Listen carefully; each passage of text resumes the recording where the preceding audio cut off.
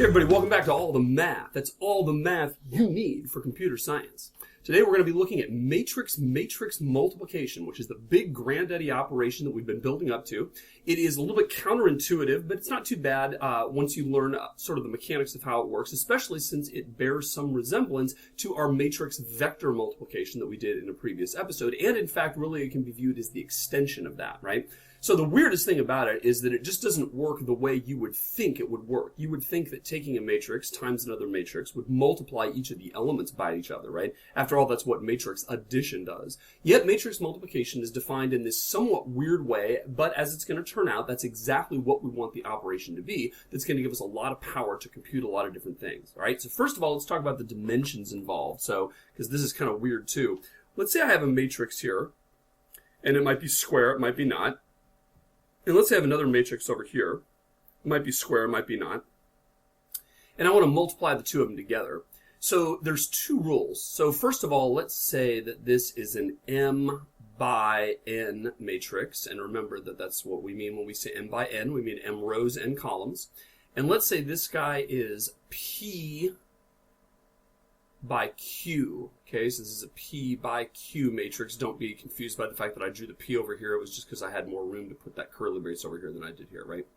All right, so an m by n matrix times a p by q matrix. Here are the two rules that you got to memorize. One, n must be equal to p.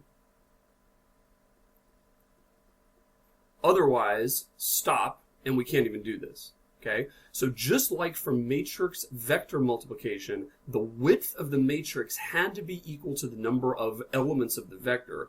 Otherwise, the operation wasn't even defined. That's true as well here. The number of columns of the first vector, first matrix, bizarrely, has to be equal to the number of rows of the second matrix, right? And number two, if that is the case, then you can do this operation. And the result is a, get this, m by q matrix. Okay?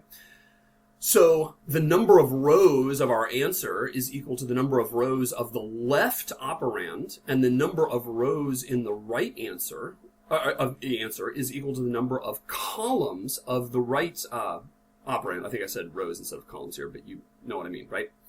Okay, so that's the general rule. So if you think about how this plays out, right, let's say I have a 2 by 5, and it's got, 1, 1, 0, 9, negative 6, 3, 3, pi, e to the 5th, 4.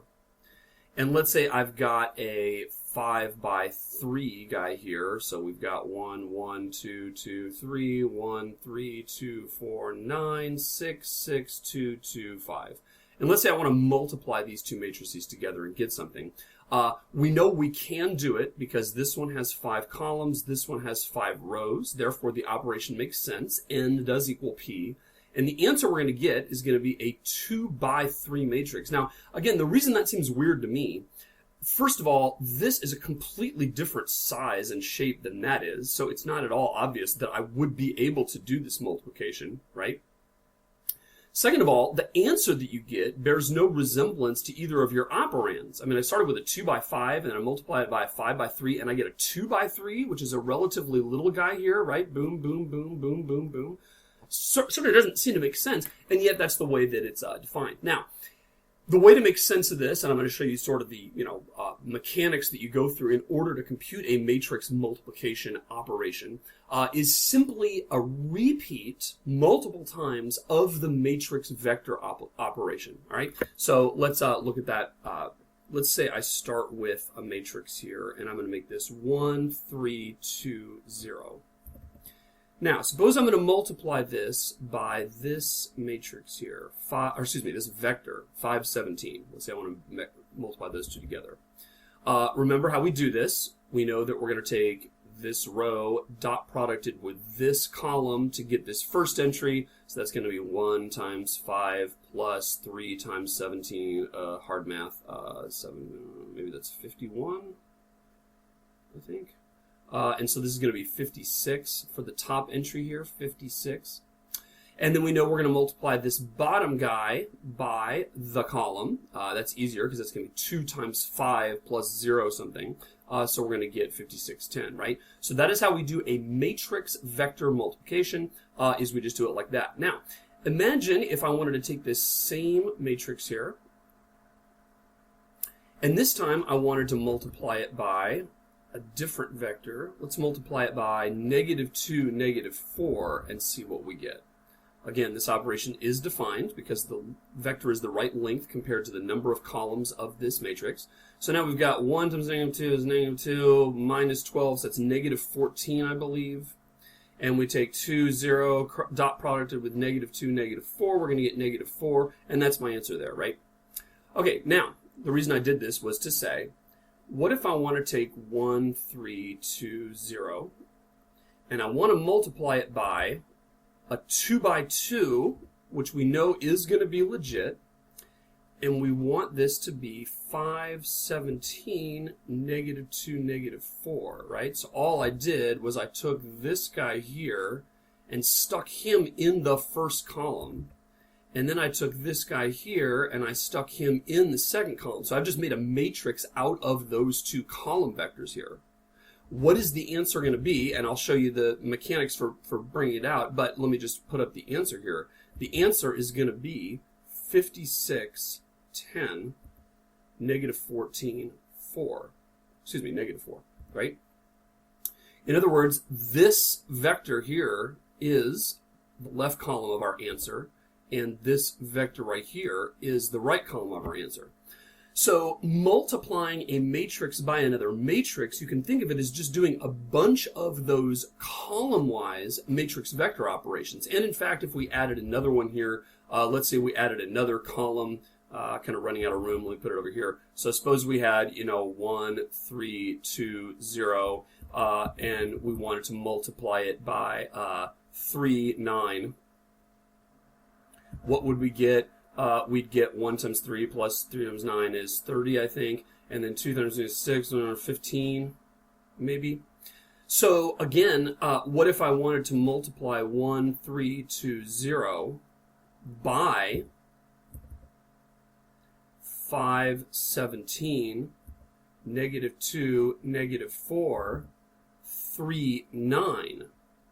So again, this does make sense because it doesn't matter how many columns are in the right operand in terms of making it a legit operation, right? The only things that have to match is that has to be dot productable with each of the columns, and therefore we have 2 dimensions times 2 dimensions. That lets us get a valid dot product, so we're good.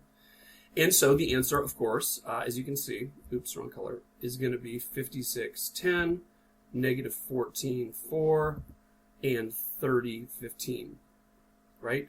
And that's because we just added this new column here to the thing we were multiplying by on the right-hand side. Therefore, we're going to get a new column that is the answer here. So that's all matrix multiplication is. Once you've got matrix vector multiplication, you just repeat that a bunch of times. And so here's the way you want to think of it if you just want to sort of do it from scratch. What we're going to do is we're going to take our 2 matrices, and we're going to take the dot product of every row with every column. It's the dot product of every row of the left-hand operand and every column of the right-hand operand. And so we're going to have as many dot products as there are rows of the left-hand guy times columns of the right-hand guy. And since we're going to have m times q different dot products, that means our answer is going to be m by q, because that's a matrix that has as many dot products as we need. And the dot product of row number 2, say, by column number 2 is going to go in position 2, 2 of this matrix. And the dot product of row number 3 with column number 1 is going to go at row 3, column 1 of this matrix. So every dot product I do with a row of this times a column of this is going to be one of the entries over here. And if I want to ask which entry is that going to be, well, it's going to be in the row that corresponds to the row we multiplied it by. And it's going to be in the column corresponding to the column that we multiplied it by. All right. So as most things in life, or at least in math, it's best seen by an example. So let's do one here. Let's make a real easy one so we can do the math. 1, 2, 3, 4, -2, -1. Let's say that's our guy there. And let's make a matrix here that's going to be 1, 6, 0, 5. Okay, so the first question is, can we do this at all? And the answer is yes, because that right there has the same number of columns as this has rows. Therefore, we are going to get an answer. We might ask ourselves, what is the size of the answer? The size of the answer is going to be 3 by 2. So let's go ahead and make ourselves a 3 by 2 matrix. In this case, that happens to be the size of our left operand, but in general, it won't be. In general, it's just going to be some sized thing. And so we're going to figure these out, right? So what is 1, 4 dot producted with 1, 0? That's going to be 1. What is 2, -2 dot producted with 1, 0? That's going to be 2. What is 3, -1 dot producted with 1, 0? That's going to be 3. What is 1, 4 dot producted with 6, 5? That's going to be 6 plus 20, so 26. What is 2, -2 dot producted with 6, 5? That's going to be 6 times 2 is 12, minus 10, which is 2. Correct my math if I make any mistakes here. And then 3, -1 dot producted with 6, 5 is going to be 6 times 3 is 18. Minus 5 is going to be 13. And so this right here is going to be our answer. Now, why that would be the answer and why it makes sense that that's a legitimate operation, suspension of disbelief for now, but we will see that in future segments.